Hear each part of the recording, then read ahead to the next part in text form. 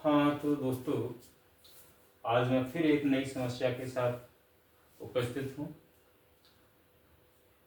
मैं पिछली बार आपको एक समस्या या सवाल आपको बताया था, अंश पूंजी, अंशों का निर्गमन। पिछली बार मैंने आपको बताया था अंशों को, अधिमान अंशों को या समता अंशों को प्रीमियम पर निर्गमित करना। आज भी मैं प्रीमियम पर ही निर्गमित करेंगे, लेकिन उसमें हरण भी होगा। एक कंपनी 10,000 अंशों को निर्गमित करती है और कुछ ज्यादा ही आवेदन आते हैं। तो एक ऐसा सवाल लेते हैं, मान लीजिए 10,000 अंशों का निर्गमन करती है और 10,000 अंशों के लिए आवेदन मांगती है। तो सबसे पहले कंपनी के पास आवेदन राशि प्राप्त होगी। प्राप्त करने का लिखा बैंक अकाउंट डेबिट,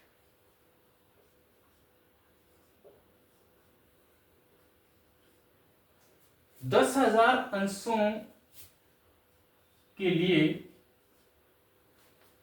कंपनी आवेदन मांगती है, लेकिन कंपनी की स्थिति अच्छी है तो 13,000 अंशों के लिए आवेदन आता है। आवेदन राशि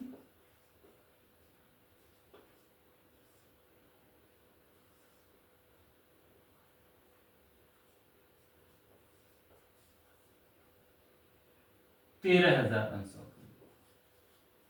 अब चूंकि कंपनी केवल 10,000 अंश ही निर्गमित कर सकती है, इससे ज्यादा निर्गमित तो कर नहीं सकती, तो 13,000 अंश निर्गमित नहीं हो सकते। लिहाजा कंपनी 2,000 अंशों की राशि वापस कर देती है। तो वापस करेंगे तो रुपया वापस भी देना पड़ेगा और 1,000 अंशों की राशि अंश आवंटन में एडजस्ट करती है। सवाल ये है, बचा 11,000, इसमें से 1,000 अंशों की राशि आवंटन में एडजस्ट करती है। दूसरी बात, आवेदन 20 रुपए के हिसाब से, आवंटन 40 रुपए के हिसाब से, जिसमें 30 रुपए प्लस 10 रुपए, 30 रुपए कैपिटल है और 10 रुपए प्रीमियम है। इस तरह से 40 रुपए आवंटन मांगा जाता है। प्रथम कॉल ये 30 रुपए है और द्वितीय और अंतिम कॉल ये 20 रुपए है। इस तरह से अंशों पर रुपया मांगा जाता है किस्तों में। तो सबसे पहले आवेदन 20 रुपए के हिसाब से आता है। कंपनी 10,000 अंशों का निर्गमन करती है, लेकिन 13,000 अंशों के लिए आवेदन आता है। तो 13,000 इंटू 20, क्योंकि आवेदन एक आवेदन पर 20 रुपए आता है, तो 13,000 आवेदन पर 20 रुपए के हिसाब से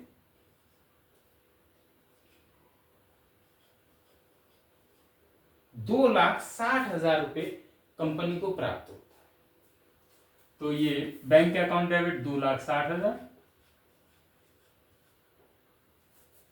टू शेयर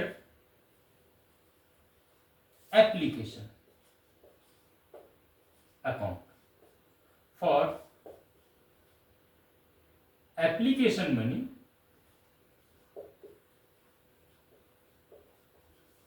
रिसीव्ड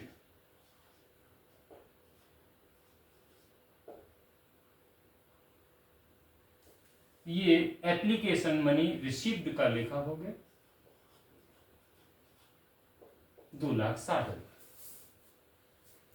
अब इसके बाद एप्लीकेशन मिलनी चाहिए हमको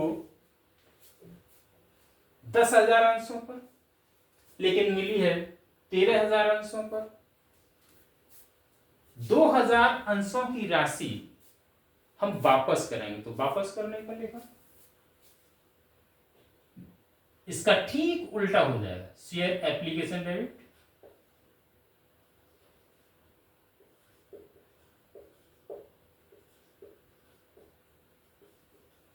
टू बैंक अकाउंट।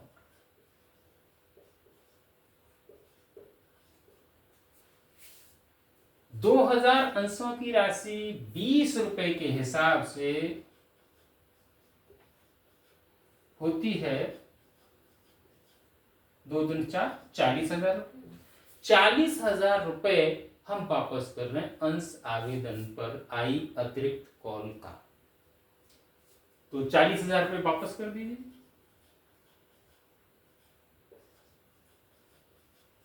अभी 20,000 रुपए रह गया अतिरिक्त, आवेदन पर 20,000 रुपए रह गया। 2,60,000 आया है, ये 60,000 रुपए अतिरिक्त था, 40,000 रुपए हमने वापस कर दिया, 20,000 रुपए अभी अतिरिक्त रह गया जो आवंटन पर हमको एडजस्ट करना है। For extra application money return,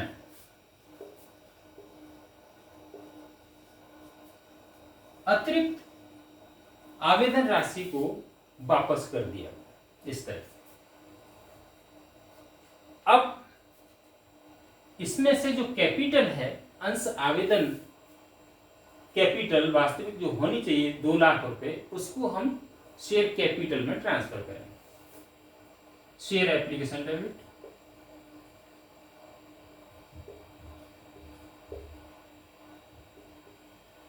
to share capital.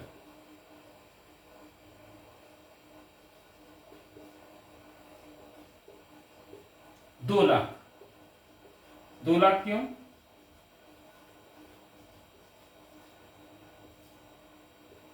क्योंकि वास्तव में 10,000 अंशों पर देखा जाए 20 रुपए के हिसाब से तो 2 लाख रुपए ही हमारी अंश आवेदन बनता है। इसलिए 2 लाख रुपए को ही हम ट्रांसफर करेंगे शेयर कैपिटल में। For application money transfer to share capital.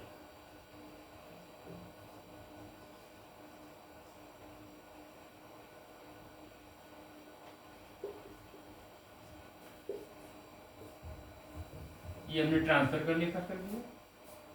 अब इसके बाद आवंटन को विद प्रीमियम हम ड्यू करेंगे, मांगेंगे। जिन लोगों को हमने आवंटित किया है, अंशों को आवंटित किया है, उन अंशधारियों से हम आवंटन की राशि को मांगेंगे। तो मांगने का लेखा share allotment account debit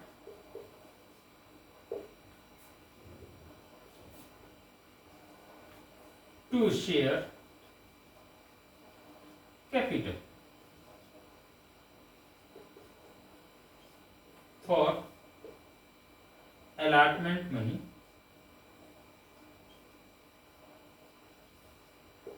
due।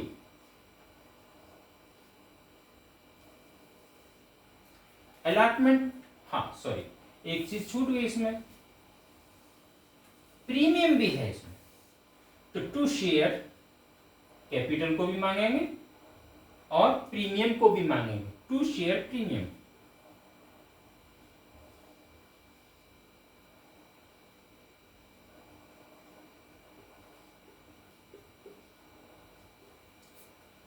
इसमें कैपिटल है वो 30 रुपए के हिसाब से, तो ये 3 लाख होती है।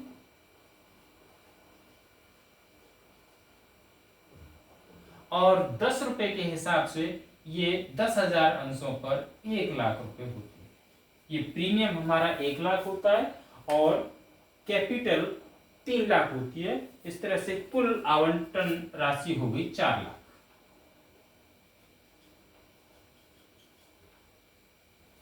4 लाख आवंटन राशि में 40 रुपए के हिसाब से 4 लाख, और इस 4 लाख में 3 लाख रुपए हमारा ये कैपिटल है, 1 लाख रुपए हमारा ये शेयर प्रीमियम है।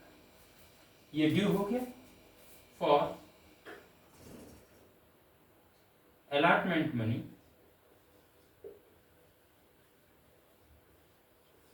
due।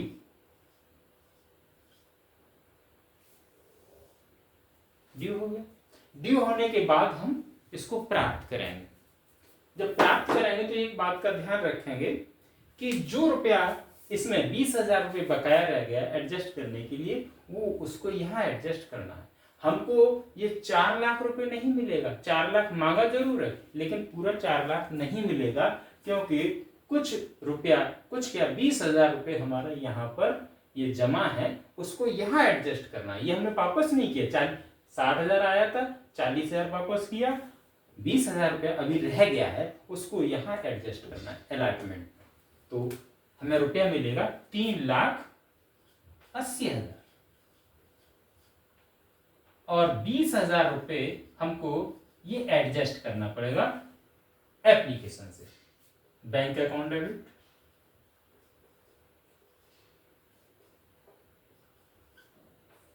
शेयर एप्लीकेशन डेबिट,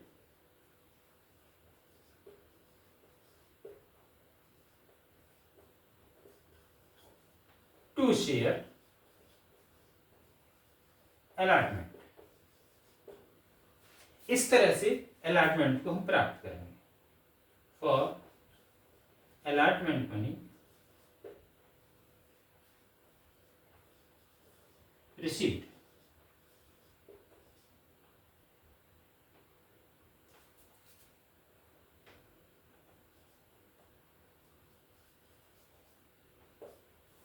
ये हमने अलॉटमेंट मनी को प्राप्त कर लिया। इस तरह से ध्यान रखें, 4 लाख रुपए आपको मिलने वाला नहीं है, 20,000 रुपये कम मिलेगा, 3,80,000 रुपये हमको मिलेगा, और 20,000 रुपये हमको जो बकाया यहाँ रह गया था वो एडजस्ट करना पड़ेगा, और इस तरह से ही हो जाता है पूरा 4 लाख।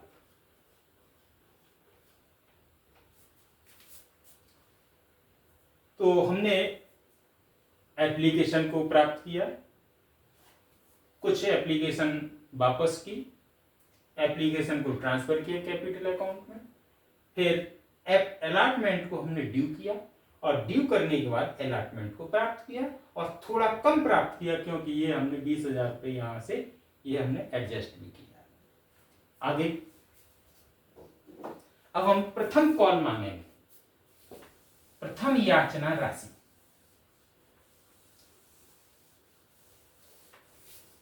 बहुत सरल है, ज्यादा कठिन नहीं है।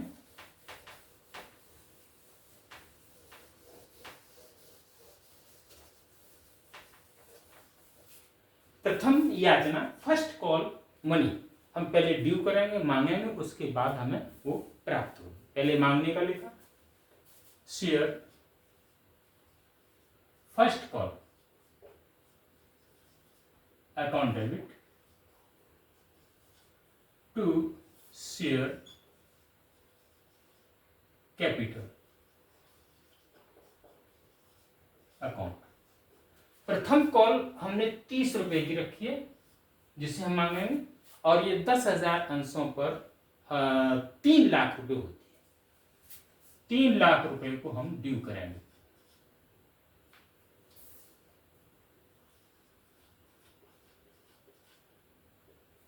ये ड्यू हो गया 3 लाख रुपए for share first call money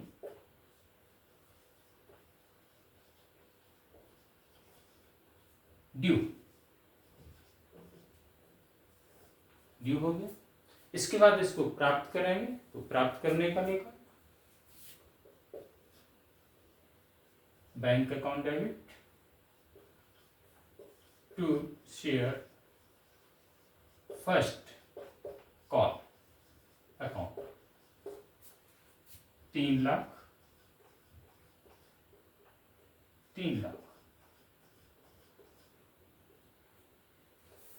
for share first call money receive, ये हमने प्राप्त कर ली। अब रहेगी अंतिम कॉल जो 20 रुपए की है, इसको भी पहले ड्यू करेंगे और उसके बाद फिर प्राप्त करेंगे। तो पहले ड्यू करने का लेखा, बिल्कुल इसी तरह से देखा जाए तो इसमें दो ही लेखे हैं, एक ड्यू करने का, एक प्राप्त करने का। चाहे वो आवंटन हो, पहले ड्यू करने का लेखा फिर प्राप्त करने का, चाहे वो फर्स्ट कॉल हो, पहले ड्यू करने का फिर उसको प्राप्त करने का।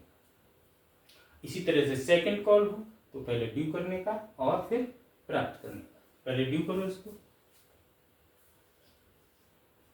शेयर सेकंड एंड फाइनल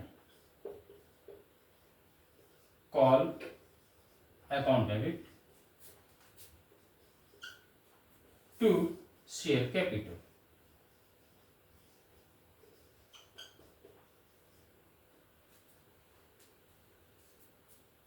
₹20 के हिसाब से सेकंड एंड फाइनल हमने इसलिए लिखा है क्योंकि इसके बाद कोई तीसरी कॉल नहीं है, तो दूसरी जो कॉल है वही फाइनल भी है। ₹20 के हिसाब से 2 लाख रुपए बनता है 10,000 अंशों पर।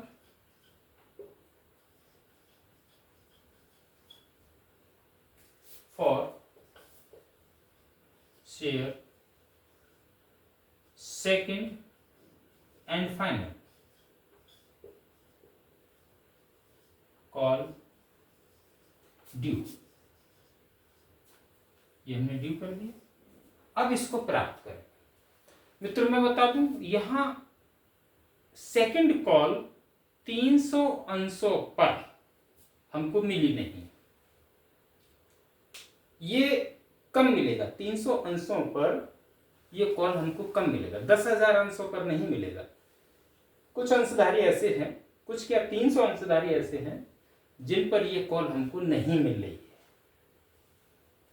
अब आप कहेंगे हमने ड्यू तो पूरा 2 लाख किया है, लेकिन 2 लाख जरूर किया, करेंगे पूरा ड्यू, मांगेंगे सबसे, लेकिन प्राप्त तो उतना ही करेंगे जितना हमें मिलेगा। तो मांगा तो हमने सबसे, 20 रुपए के हिसाब से 2 लाख बन रही है, इसका मतलब सबसे मांगा, लेकिन प्राप्त उतना ही करेंगे जितना हमें मिलेगा। 300 अंशधारी हमको ये कॉल नहीं दे रहे हैं, अर्थात 10,000 में से 300 माइनस किया, 9,700 अंशधारी हमको ये रकम चुका है। द्वितीय कॉल की राशि 9,700 अंशधारी हमको चुका है। तो प्राप्त कीजिए bank account debit to share second and final call 9,700 अंशों पर मैंने आपको बताया, और 20 रुपए के हिसाब से ये रकम होती है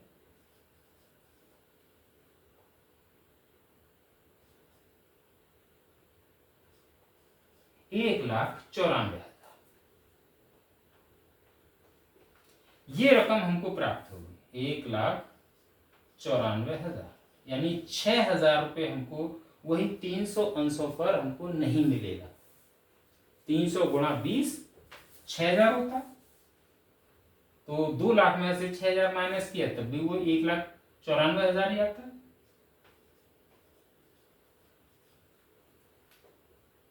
इतना रुपया हमें प्राप्त होगा। Share for final call money received. Final call को हमने ये रिसीव कर लिया। अब संचालक डायरेक्टर ये चाहते हैं इन 300 अंशों में से 300 अंशों को भी हरण कर लिया जाए। उन्होंने कई एक नोटिस भेजे कि भाई बकाया कॉल की राशि आप भुगतान करें, लेकिन नोटिस भेजने के बाद भी उन्होंने भुगतान नहीं किया, तो इस निष्कर्ष पर पहुंचे कि इन 300 अंशों को हरण कर लिया जाए, फॉरफिट कर लिया जाए। तो फॉरफिट करने का लेखा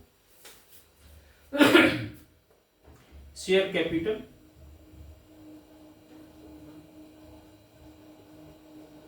अकाउंट डेबिट,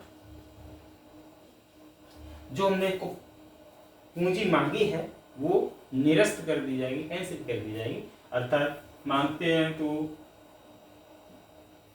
क्रेडिट करते हैं, ये इस तरह। और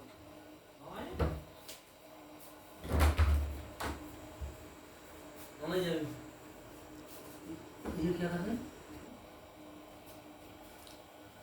तो 300 अंशों को हम फॉरफिट करेंगे और 300 अंशों पर हम पूरा 100 रुपये मांग चुके हैं।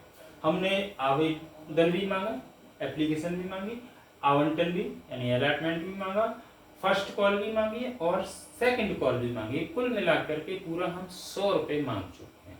तो 300 अंशों पर 100 रुपये के हिसाब से टोटल हमने मांगा है 300 गुणा 100 बराबर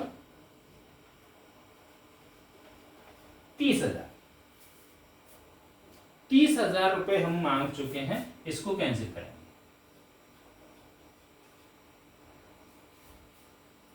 शेयर कैपिटल अकाउंट डेबिट 30,000 और जो रुपया हमें मिल चुका है, जैसे हमें एप्लीकेशन पर मिला और अलॉटमेंट पर मिला, प्रथम याचना पर मिला, केवल ये द्वितीय याचना पर 20 रुपए नहीं मिला, इसका मतलब 80 रुपए हमें मिल गया है। मिला तो हमें ये भी है 10 रुपए प्रीमियम, लेकिन प्रीमियम हटाइए, वो मिल गया हमारा बस 80 रुपए हमें कैपिटल मिली है, जो हम कैंसिल करेंगे, जिसको हम फॉरफिट करेंगे। कैंसिल तो पूरी करनी है 100 रुपए, क्योंकि हमने ड्यूज पूरा 100 रुपए किया, मांगा पूरा 100 रुपए, तो 100 रुपए के हिसाब से 30,000 पूंजी हो जाती है, कैपिटल हो जाती है। टू शेयर फॉरफिट,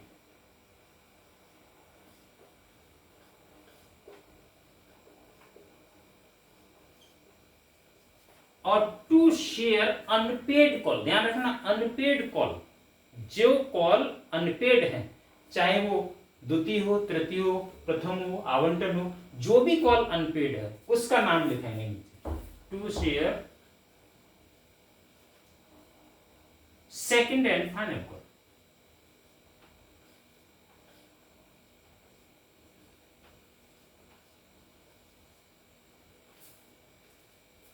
ये हमें 6,000 रुपये नहीं मिली थी, ठीक है।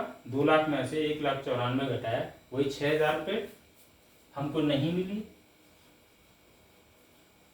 अब ऐसे देखा जाए 30,000 में से 6,000 रुपये हमको नहीं मिला है, तो मिला कितना? 24,000। 24,000 रुपये हमको मिला है, जिसको हमने हरण कर लिया। 6,000 रुपये हमको नहीं मिला है सेकंड याचना पर, सेकंड कॉल पर, उसको भी हमने ये यहां पर ये डाल दी। अनकॉल अनपेड है ये। फॉर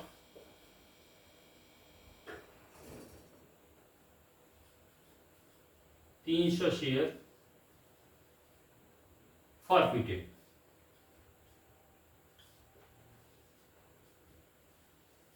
ये हमने हरण कर लिया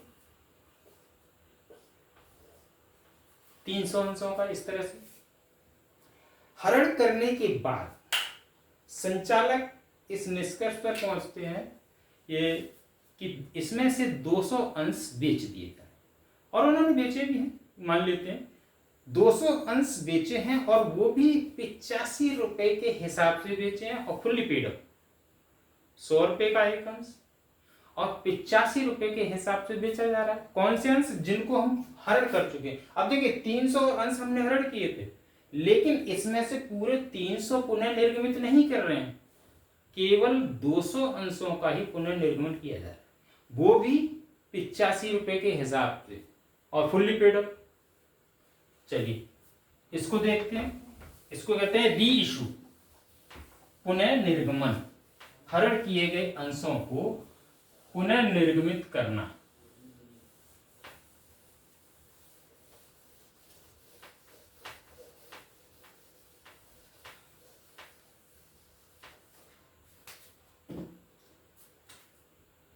300 अंश थे जिसमें से 200 अंश पुनर्निर्गमित हो रहे हैं, बैंक अकाउंट डेबिट। जब पुनर्निर्गमन करेंगे तो रुपया प्राप्त होगा, bank account debit.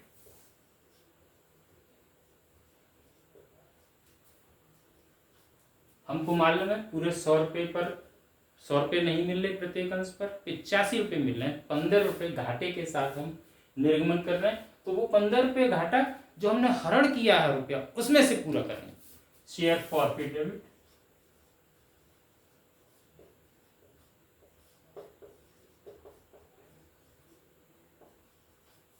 To share capital.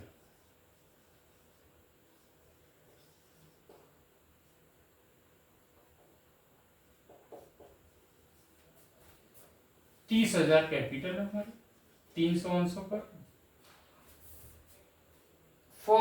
ये सॉरी पूरे 300 तो इशू कर ही नहीं रहे, 200 कर रहे हैं, तो 20,000 होंगे, क्योंकि 100 गुणा 200 बराबर 20,000।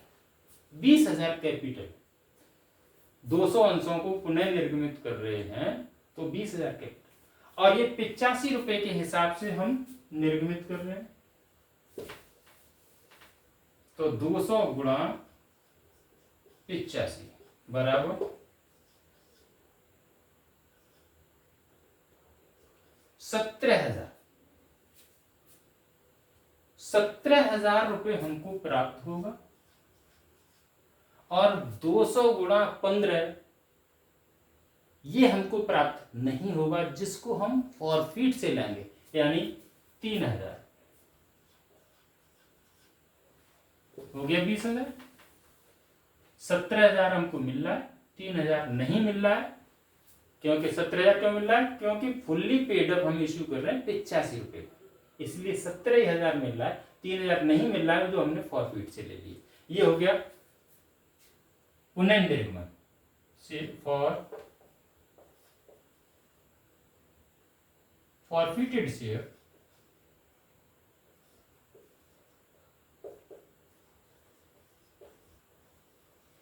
रीइश्यूड।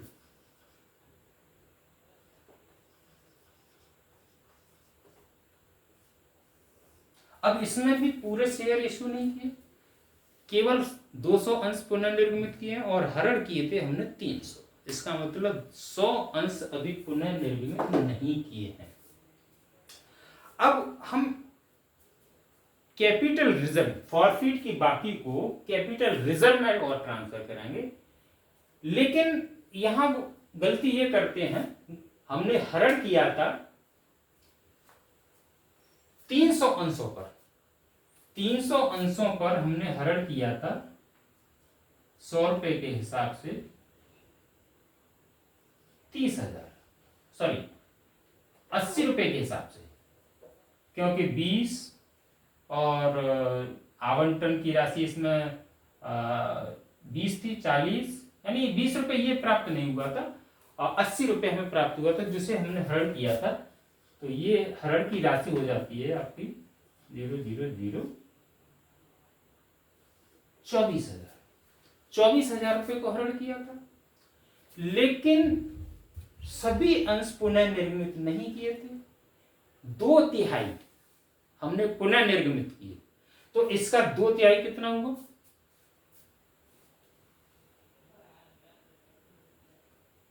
बटे 2/3 कर दो,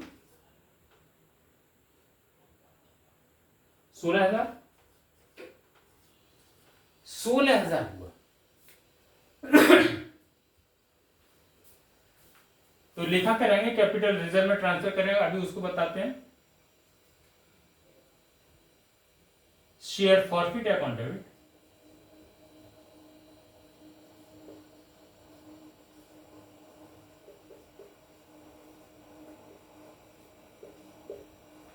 to capital reserve.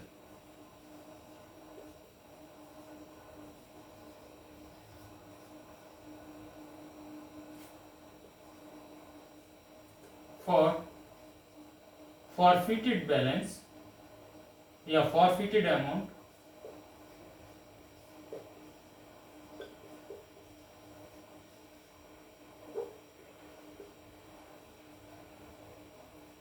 Transfer to capital reserve.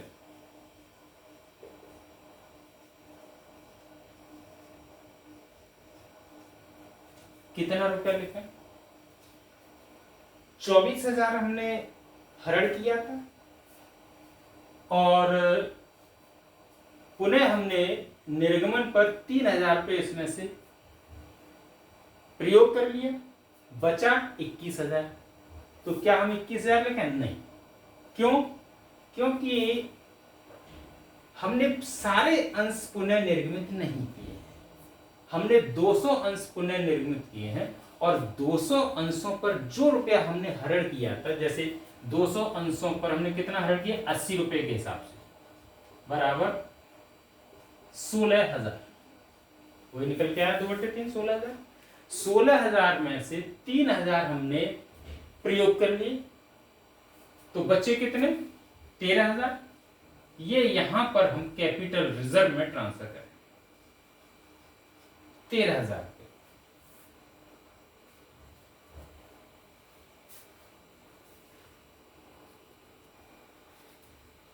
तो मित्रों समझ में आया होगा ये 13,000 की रकम कैसे आई? क्योंकि हमने सारे अंश पुनः निर्गमित नहीं किए हैं, 300 अंश हरण किए थे जिसमें से 200 अंश ही पुनः निर्गमित किए हैं। तो ये कहने का मतलब ये है कि हम जितने अंश पुनः निर्गमित कर देते हैं, हरण किए गए अंशों में से जितने अंश पुनः निर्गमित कर देते हैं, उनकी ही जो शेष बची हुई हरण की राशि है उसको कैपिटल रिजर्व में ट्रांसफर करते हैं, और जो अंश पुनः निर्गमित नहीं करते हैं उनकी जो राशि है हरण की हुई उसको कैपिटल रिजर्व में ट्रांसफर नहीं करते। ठीक है दोस्तों, आपको समझ में आया होगा, ऐसी मैं उम्मीद करता हूं, आशा करता हूं। अंत में मैं ये उम्मीद रखूंगा कि आप मेरे चैनल को सब्सक्राइब करें, लाइक करें, शेयर करें। धन्यवाद।